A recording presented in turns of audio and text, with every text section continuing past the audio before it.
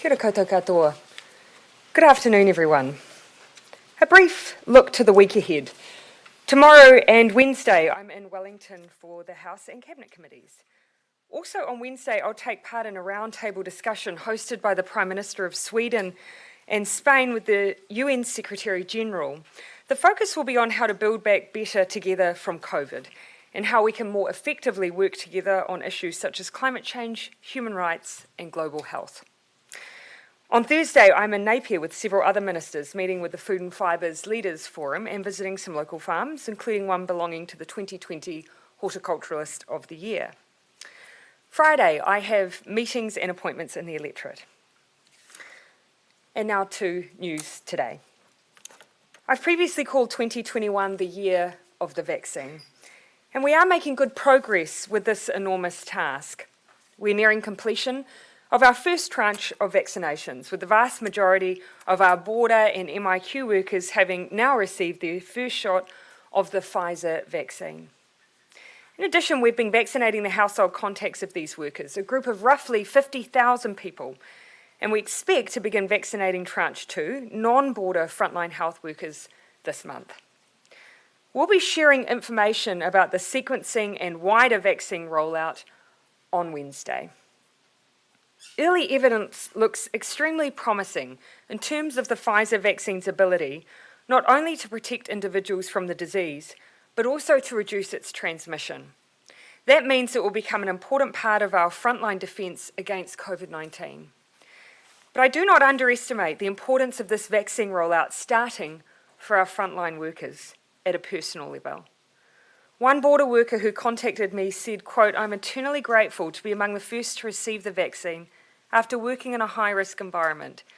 It has taken a toll on us all, and having this next level of protection means everything." Eventually, the goal is to have the vaccine do the bulk of the heavy lifting in terms of reducing flare-ups of COVID-19 in the community, keeping people safe, and then allowing us to eventually reopen our borders. I know that the day-to-day threat from COVID-19 doesn't feel as pronounced in New Zealand, especially when compared to other countries.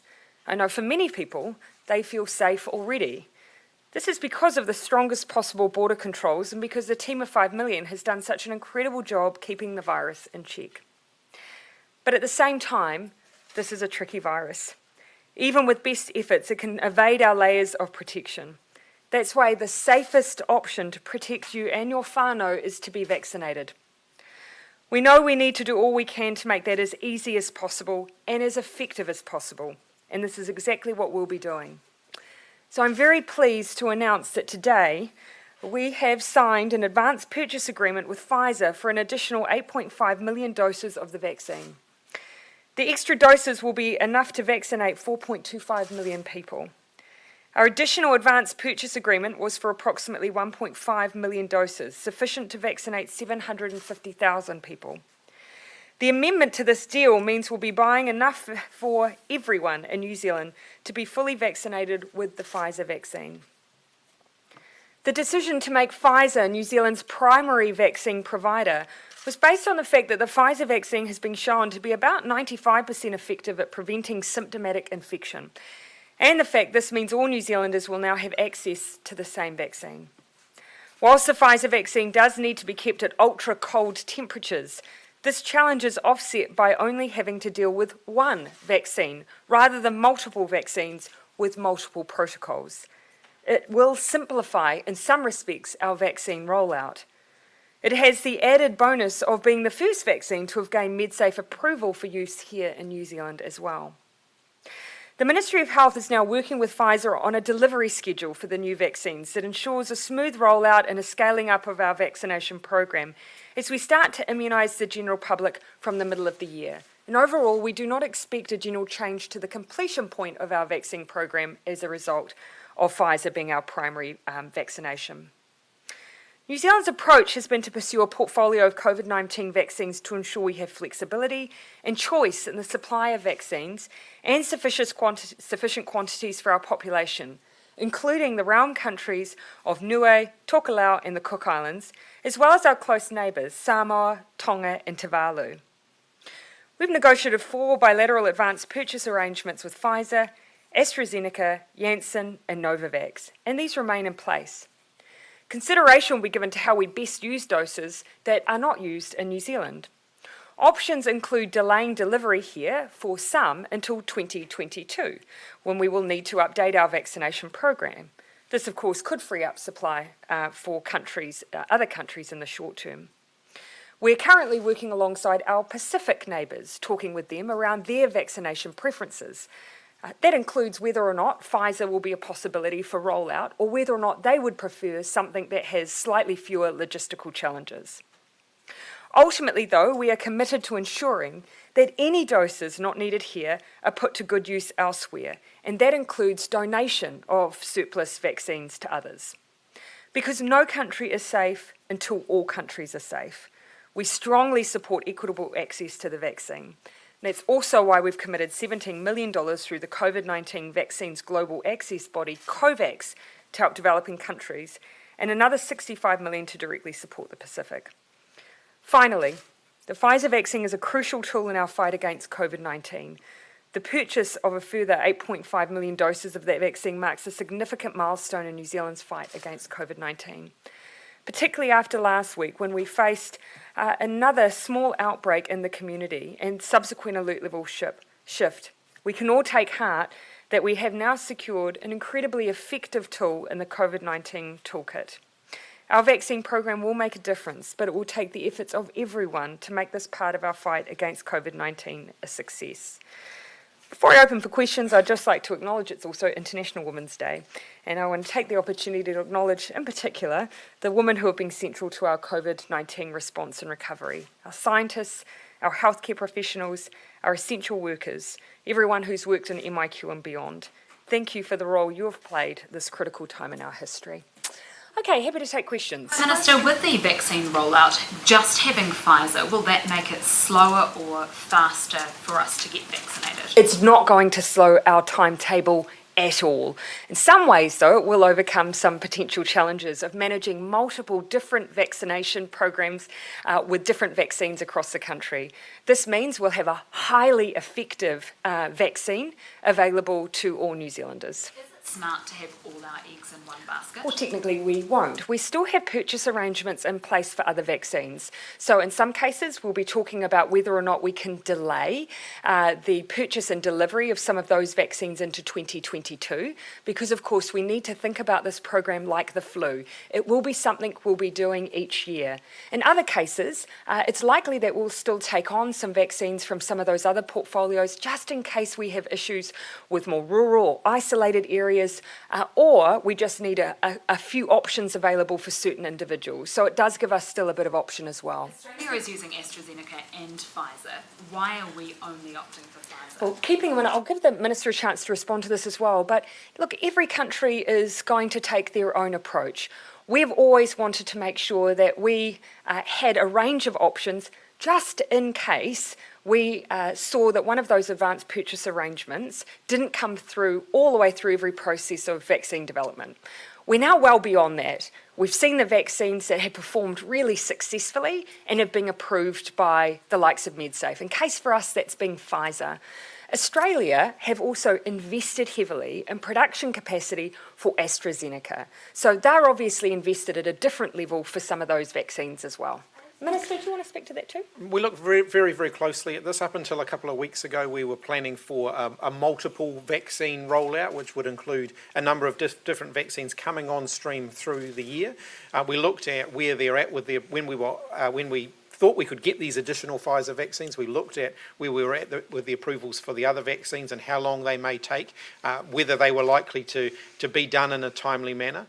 There is the Janssen vaccine, which is getting closer to approval. The AstraZeneca vaccine is still a way away in terms of New Zealand's approval process, so that certainly was a factor that we considered in making this decision.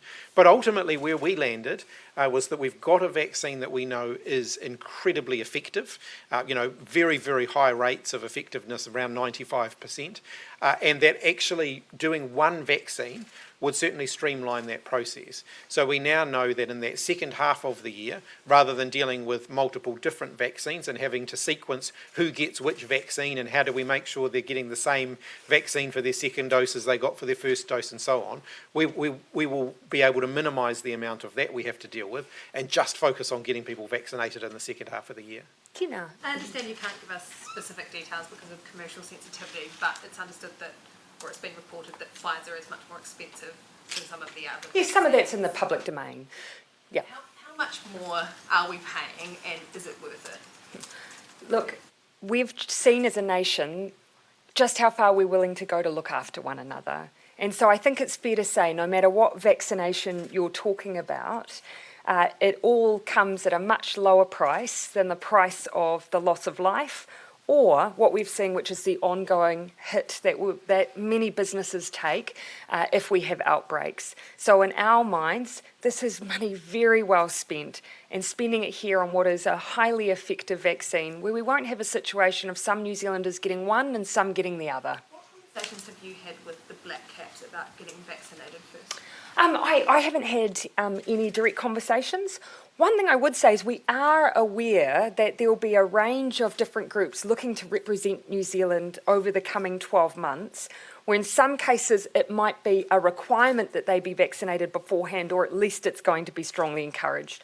So whilst we haven't made decisions on how that will be dealt with, we know it's an issue for our Olympians. That's something we'll look to work through as we deal with our sequencing framework. Would it be fair for them to skip the queue ahead of some of our most vulnerable? Yeah, and so look, this is where, and this isn't just down to one sporting code, we have a number of different groups that may have the job of representing New Zealand abroad, who will be asking for advice on how to manage vaccine in amongst that. So that's something we need to give consideration to. We haven't made decisions yet. There's no sort of scheme. You can be sure that we will be weighing up all of the factors, including at-risk groups and how many we have managed to vaccinate at that time and whether we've prioritised people we need to prioritise. These are all the tricky things we have to weigh up in our vaccine rollout. So when New Zealand Cricket says that there's a scheme for people who have to work and go overseas that New Zealand government has, they're just mistaken. No, one of the things that's been put to us is the need to resolve just this issue of people representing New Zealand abroad, and that's something that we have not made a final decision around how that will operate, but it's something that we are actively considering how we'll manage. Why is this prioritised different? Yep. Why has this not been spelled out previously? Is it time to get on with actually publicising the... So on Wednesday, you can imagine that what's been a major focus for us has been aligning the delivery schedule for our vaccination program and how many we can anticipate receiving and when, with our sequencing framework, which is which cohorts of our population will be vaccinated first. Now, what we've wanted to do is not advertise that, for instance, we'll be doing all, say, for instance, older New Zealanders at a certain point, unless we knew at that time we would have the vaccines to be able to deliver on that. Now that we've locked in this agreement, our sequencing framework will be out on Wednesday. You'll see broadly the order in which people will be vaccinated, but there's a few groups, for instance, Olympians, doesn't affect the rest of New Zealand that we need to still have some resolution around. Equipment do we need for the Pfizer rollout? Yeah. So one of the advantages of moving to a single vaccine is that there is actually quite a bit of efficiency that can be gained through only dealing with one vaccine. You only need one stock of equipment, if you like, and actually one set of training for the vaccinators, whereas we could have been dealing with 4 lots of different competing needs in terms of vaccination programs. So there will be, whilst yes, there is some additional cost in purchasing those extra vaccines, there will also be some savings in the simplicity of the campaign. One of the things that we're very mindful of is that the international environment around what you'd call health consumables is very, very tight. Yeah. So we've been working really hard to make sure that we have the right syringes and enough of them, that we've got the right gear that our vaccinators will need. That's a work in progress. We've got enough for the first part of the campaign. Now that we've locked down the supply for the second half of the year, we're already out there in the market making sure that we can secure the consumables to be able to deliver that. Freezers, Do we need more for freezers? instance, Yeah. we've been told that shouldn't be an issue. We have a capacity at the moment, and where we're looking to scale up by the end of the year. If there are any issues or concerns there's time to backfill that. One of the things we've been doing is canvassing across, for instance, the Pacific to see what capability sits there.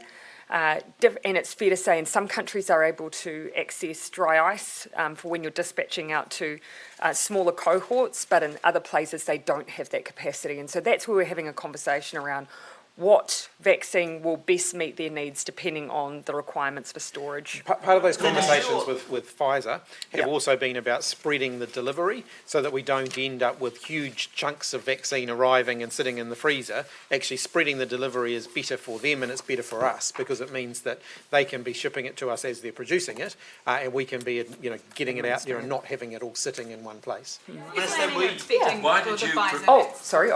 Then I'll come to you, Richard. Are you sort of planning or expecting for the Pfizer vaccine to be used for people in rural areas, or are you going to be relying on other vaccines? So at this stage it would be our preference to offer the Pfizer vaccine as widely as we can across New Zealand.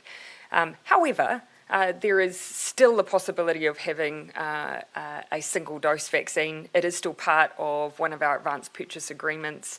And so that option still exists if it's needed. But what we'd like to do is to take an equitable approach, where New Zealanders are accessing the same vaccine. It means, that they won't feel like they've missed out on something that other New Zealanders have had offered to them.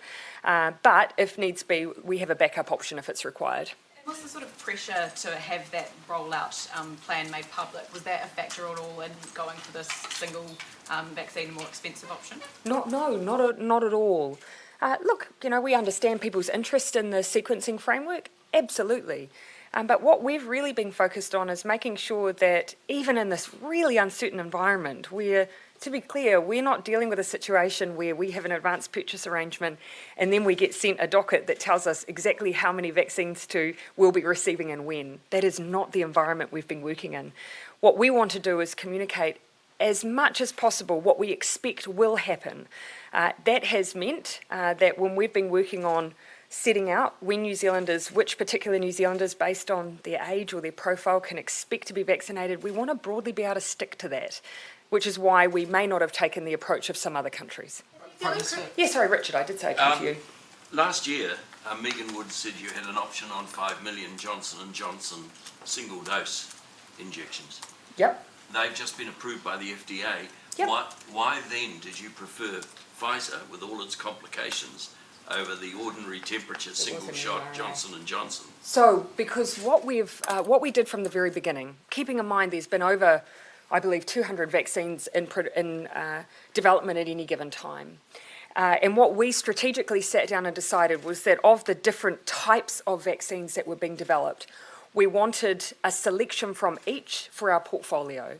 So one mRNA vaccine, others that were more the traditional form of vaccine, to give us an assurance that if for any reason, MedSafe approval wasn't successful or third clinical trials weren't successful, that we weren't left without any options. So that's what we've done. In some cases where we've opted for one over another, it's been because we already had a vaccine within our portfolio that fitted that criteria. As a due process, isn't this really being driven by MedSafe approval, and are you frustrated at all with the slowness of us approving vaccines compared to other countries? No, it's not at all. It just has the added advantage. Look, I've been getting regular updates from MedSafe. The feedback I've had is that the next vaccine that's furthest advanced along through the approvals process is the Janssen vaccine. The MedSafe approval process, and I'm happy for anybody who really wants to understand this in detail to get more information on it, they look at a variety of different things. So they're looking at the safety of the vaccine, they're looking at the efficacy of the vaccine, but they also look at the manufacture of the vaccine. And my understanding with regard to the AstraZeneca approval process is that that's the area where there has been the least information, and that's still a big gap in the information that's been supplied by AstraZeneca. So two things I'd say did weigh heavily for us. Firstly, very specific training for our vaccinators on administering this vaccine, very specific requirements around making sure the dispatch works well. And then the issue of having an individual being told that they're getting one vaccine over another, there is a simplicity for dealing with one, and it just so happens that this is a highly effective vaccine.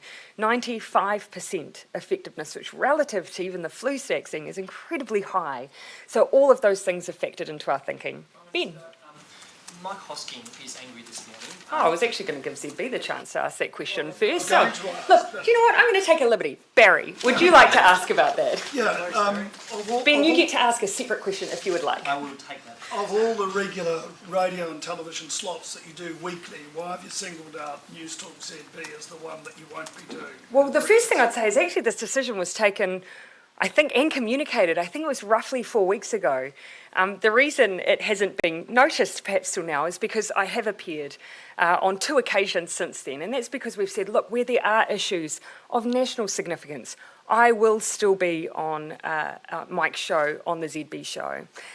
But no one can do everything. No one could do every single slot that's available. What I have tried to do is make sure that I get as much spread as I can. People get their news from multiple sources. And when I look around at whether or not I'm trying to reach people where they are, I think I could do a better job. And so that's factored into some of my thinking. When you look at News Talk ZB commercially, it's the top rating station in the country at that time frame. And look, what are you saying to the listeners of that show? and look, I think the listeners of that show will also still hear me. They have done twice in the last 4 weeks, even though we made that decision 4 weeks ago. So they will still hear me. And they will still see me in, for instance, the Herald or any other place that is reported from the multiple stand-ups that I do in any given week. I don't think anyone would argue that I'm not available. I'm not able to be questioned on issues of the day, but I do want to do a better job of reaching into some other corners where people might not get information from sources like ZB or even the Herald.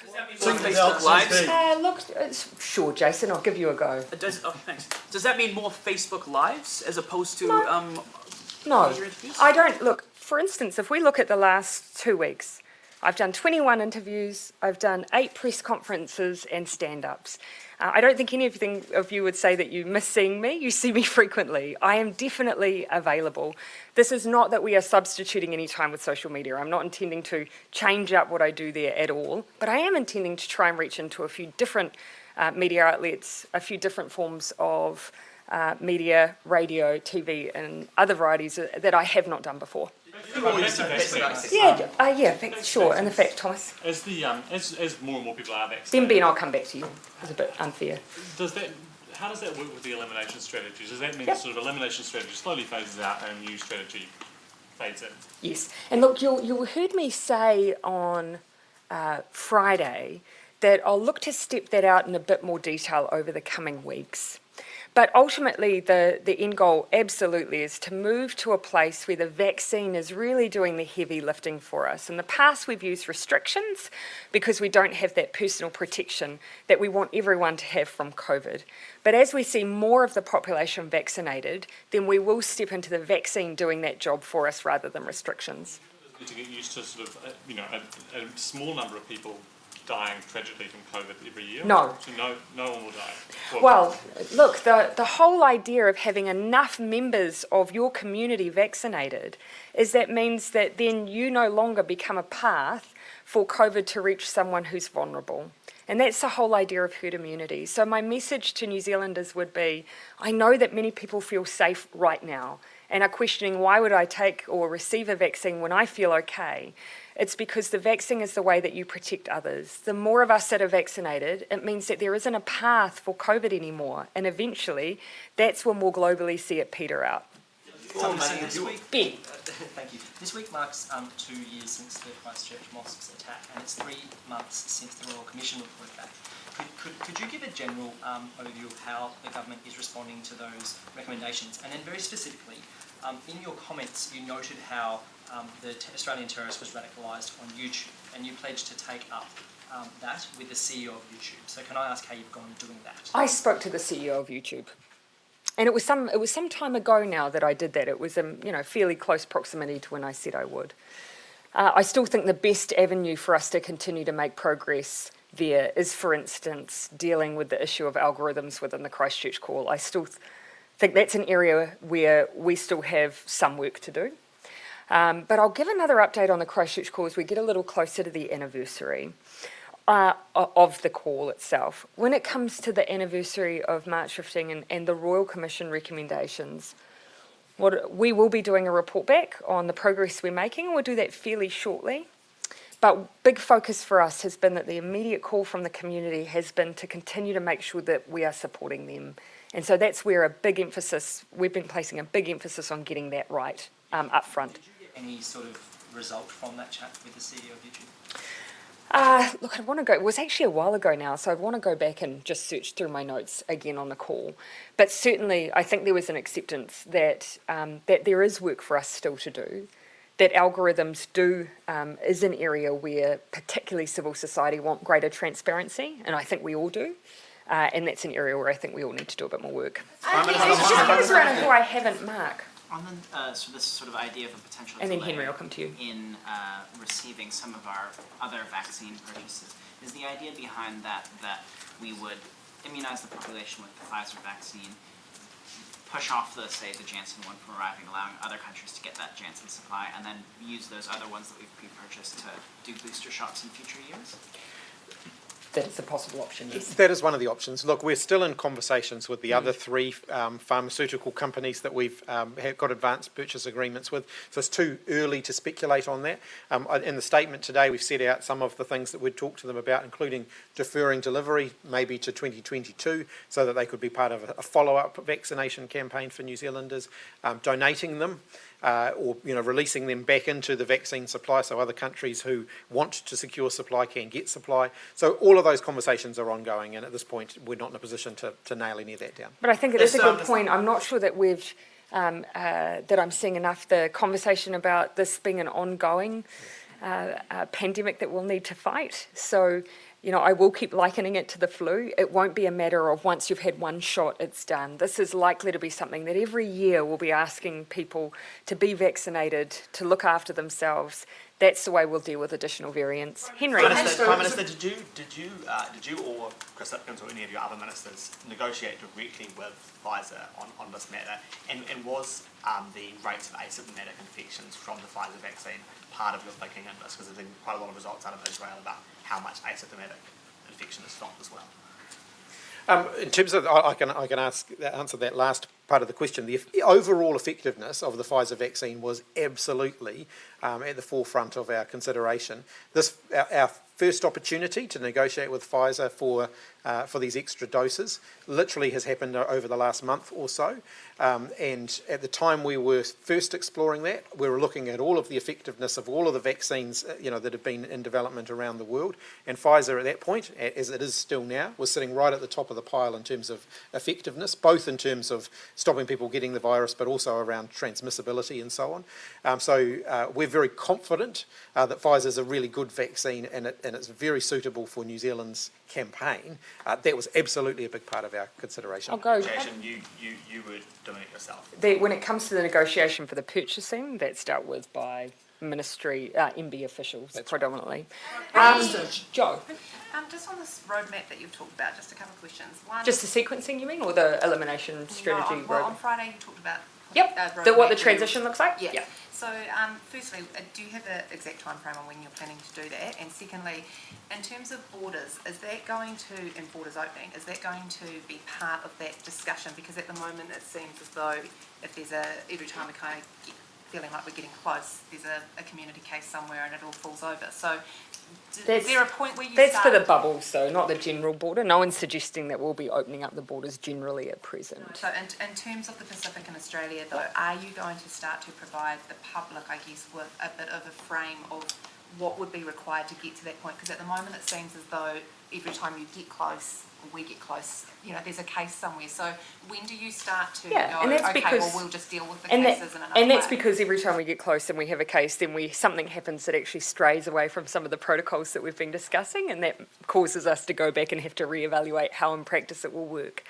But in terms of what you're asking around, what is the transition from the current environment that we have towards an environment where vaccines will play a significant role, I intend to speak a little bit more to that. It'll be in several weeks. One of the things that we have to try and get a bit of a sense of is of the variability, of the different variables that we're dealing with. what does that mean in terms of herd immunity for New Zealand? And when do we think we'll have a bit of a picture around final data on transmission? Because if we know the vaccine's making a big difference to transmission, that may change up the way that we deal with people coming in at the border. But a couple of weeks' time, I look to speak to that. Come to you, Bernard, and then back onto the right side. Yeah. Prime Minister, what's your thinking on sending vaccines to the Pacific? Yep. Before all of New Zealand is vaccinated, or what's the prioritisation? Yeah, so this is one of the discussions we're really actively having with the Pacific at the moment. It makes sense for us to, in the same way we've focused on our border workers, they're focused on their border workers too. The issue, of course, that we're discussing is, in some cases, we'll be dealing with population bases that are so small that if you're going to make the logistical effort to get up and get ready to do border workers, you actually are probably in the position to do the entire population at the same time. You know, Niue, up to around somewhere between 12 and 1,500 residents in total. You're not dealing with outer atolls in that circumstance. Tokelau, 3 atolls that actually the effort of getting to, you should do the whole population at the same time. So those are a couple of the issues we're dealing with at the moment. So a bit of variation. We mostly want to hear back from the Pacific about what they want in terms of rollout. Does that mean you could prioritise vaccinating the vulnerable Pacific communities before all of New Zealand? Oh, no, look, I wouldn't go that far. But what at the moment, really the conversation is, what logistically do you think you could support in terms of type of vaccine? If you were having to prioritise, who would you be prioritising? And then just working through how it might work. So no, we're not at a point yet where we've made any final decisions about what it would look like for individual countries. But talks are well in train. There's emerging evidence about the UK variant having a longer incubation period. Are you looking at extending the stays in MIQ? We're not currently looking at extending the stays.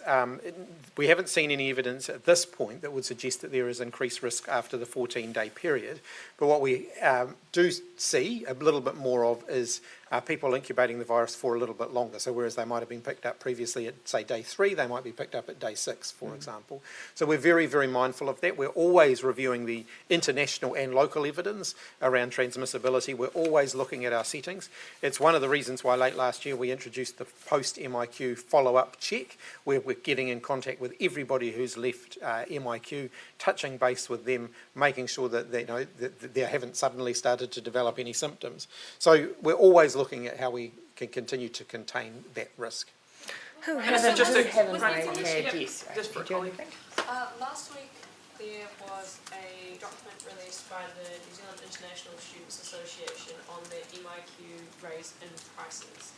And I was wondering, is there any consideration for international students coming in that they would not have to pay the rise in fees or MIQ fees at all, considering they're already paying higher prices for education here? Yes, I'll let the Minister of Education pick up that question, who also happens to cover MIQ. I mean, one of the things I would say is that even with that increase in prices, we are still subsidising the cost of managed isolation. What we decided, though, is that we should just reduce down the amount that we are subsidising. Now, I totally understand that does present some challenges, but we have to make a call upon, on behalf of New Zealand taxpayers around where the split lies between the taxpayer and the person travelling. Ultimately, it's a very difficult time for international education providers at the moment and for students who want to come into New Zealand to study. New Zealand is an incredibly attractive place for international students to come and study at the moment, and so we're seeing very high demand for those who would come here if they were able to come here. The reality is we do have a limited amount of space to bring people into the country at the moment. We continue to prioritise that for returning New Zealanders. We do have a limited allocation of space available for international students, although they're having to get vouchers for their travel, the same as everybody else is. This is really about fairness to New Zealanders. New Zealand taxpayers aren't in the business of subsidising, the educational experience for international students coming here. We are doing our bit by partially subsidising their ability to come in, but we're certainly not meeting the full subsidy of that. I'm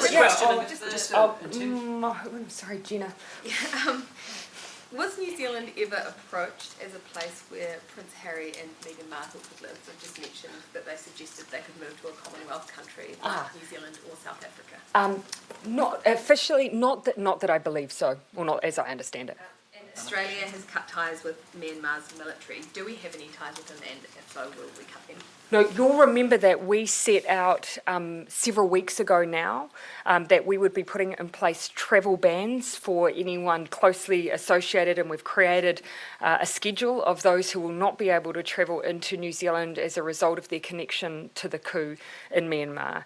We've also specifically set out that any New Zealand aid and development funding will not and cannot be used for anything that is remotely associated with the military in Myanmar as a result of the coup.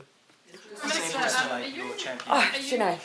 you comfortable with the pace at which the government has worked to consult on measures to curb housing demand, given the average house price has risen by nearly 7% in the past 3 months, during which time people have been on holiday and this consultation work has been occurring? So which consultation work are you referring to explicitly? Well, sorry, following consultation with Treasury and the Reserve Bank on ways to... Oh, so the advice that we're receiving. Yeah. Yes, I am. Look, even then, obviously no one is happy with what's happening in the housing market. That is why we've asked for that advice to be prepared in the first place. But we are moving, very quickly on what are significant issues, and obviously we've set for ourselves a time frame which will have us talking about those more publicly in short order. And although sneaky, News Hub though again. Yep, in the front. Harry and Meghan, it does sound like a pretty disturbing picture of the royal family that they're painting. Did they ever raise any concerns with you when they visited? And also, does it give you pause more broadly about New Zealand's constitutional arrangement with the British royal family? Look, I've said before that I've not sensed an appetite from New Zealanders for significant change in our constitutional arrangements, and I don't expect that that's likely to change quickly from New Zealanders. But ultimately what you've asked me about, though, I still see as matters for Meghan and Harry, rather than something that you'll want an account or a commentary from me around. You marketed yourself with Met before. She's actually quoted you as an inspiration of hers. Has she ever texted or reached out to you at all and said, hey, I'm kind of keen to move to New Zealand, or something along those lines? Look, it is fair to say that I have in the past had, contact here and there. But again, ultimately the matters that have been canvassed here I see as for Meghan and Harry to respond to directly. These are matters about their personal lives and their personal decisions, and I don't think it deserves a commentary from anyone else particularly. Are you looking to reassess the rules around airline crew isolating? Look, I've looked very closely at this most recent case. At this point, the advice that I've had, I've been briefed several times on it now, is that the risk around it is reasonably well contained. This is a person who's followed the rules as they've been set out. I can report that around 1,500 Air New Zealand people so far have been vaccinated. They've received their first dose of the Pfizer vaccine. That will make a big difference to Air New Zealand's ability to operate internationally. I do want to put this into context, though. We're talking about around 5,500 flights they've operated since May last year, and we've dealt with 3 cases of aircrew who have come off those flights. They have done a remarkably successful job in containing the risk of people being infected whilst they're working internationally, and I want to acknowledge that. They are working very, very hard there. I'll take last 2. Israel was able to... Oh, sorry, just behind you, Mark, if I may. Forgive me. Prime Minister, you said earlier no country is safe until all countries are safe, and I know that you're in COVAX, but why hasn't the government expressed support for the TRIPS proposal at the World Trade Organization? Well, in fact, I would argue that for some of those specific issues that have been raised, we have played a productive role. And in fact, there is already provision for within TRIPS to deal with some of the IP issues that are being raised. So what we're trying to do is proactively find a way through where we can build some consensus. So New Zealand has not stood up in opposition to those discussions. We've actually tried to be bridge builders. Do you support a relaxation? Well, our argument would be that some of the provision already exists, and so for us we're trying to find a way through, but ultimately we come from the principle of the fact that we won't all be safe until we have a world where vaccines are widely available and administered, and we're trying to do what we can to support that as much as we can. Prime Minister. Look, I'll take the last 2. Yeah, you haven't. Just on Air New Zealand, Minister Hipkins, are you comfortable with Air New Zealand crew flying into New Zealand from Australia and then jumping on domestic flights the next day without having a test? I think coming from Australia, they'll be following a whole lot of protocols, around making sure that they're protecting themselves and protecting their passengers. Australia is deemed to be a low risk route. We do work with Air New Zealand around protocols, around making sure that anyone who's transferring within New Zealand, who's come off one of those flights, if they're air crew, that there's very careful protections around making sure that they're not an additional risk. That includes where they sit on the plane, when they get on the plane, how all of that is managed, what PPE they're wearing when they're on the plane, and so on. So I work very closely with Air New Zealand on that, as do the health officials. If there are any specific concerns, then of course I'd take that up with them. Are you referring to people relocating after coming off an Aussie flight? It's a question from a colleague. So Okay, we might just dig into that a little bit more if we can. Yeah. I'll take last one, Mark. Israel's agreement with Pfizer Yeah. involved them supplying some data on how the vaccine sort of panned out in Israel. We will not be doing that. Yeah. Yes, you're right. I mean, they had very early access to the Pfizer vaccine, and one of the factors was that essentially health data was provided. And in fact, in our case, we continue to seek health data from Pfizer as part of our ongoing work with MedSafe. But again, it's already been through its approval process, and MedSafe consider it absolutely safe for us to be using here. Thank you, everyone.